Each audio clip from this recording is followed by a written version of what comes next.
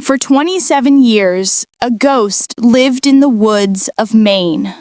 He wasn't a legend or a myth. He was a real man, Christopher Knight. And for decades, the only proof he existed was the things that kept vanishing from nearby homes. What if you could just disappear? Not for a week, not for a year, but for decades.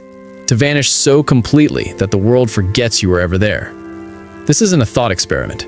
This is the true story of Christopher Knight. Christopher Knight. For 27 years, he was a ghost in the Maine woods. A secret living just a stone's throw from civilization. They called him the North Pond Hermit. In 1986, at just 20 years old, Christopher Knight drove until his car ran out of gas, walked into the woods, and said goodbye to no one. He wouldn't have another conversation for 27 years. He survived the brutal Maine winters, where temperatures plunged to 18 below zero, by waking in the dead of night to pace for warmth. He avoided fires, shaved his hair, and moved like a shadow. His entire existence was an act of will and of theft.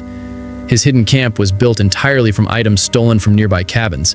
For nearly 3 decades, he committed roughly 1,000 burglaries for food, propane, books, and supplies.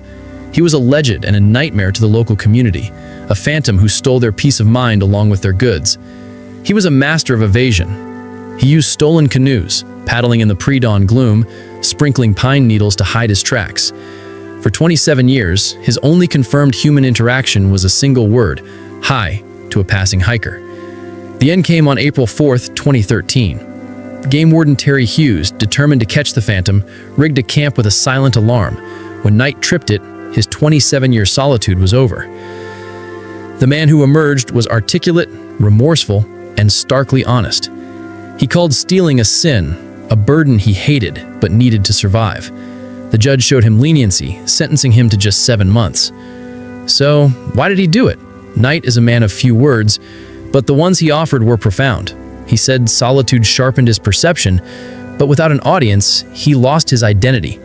He was, in his own words, completely free. Today, Christopher Knight lives a quiet life back in society, but his story forces us to ask a haunting question. In our hyper-connected world, what is the true price of freedom? And what would we discover about ourselves if all the noise just stopped?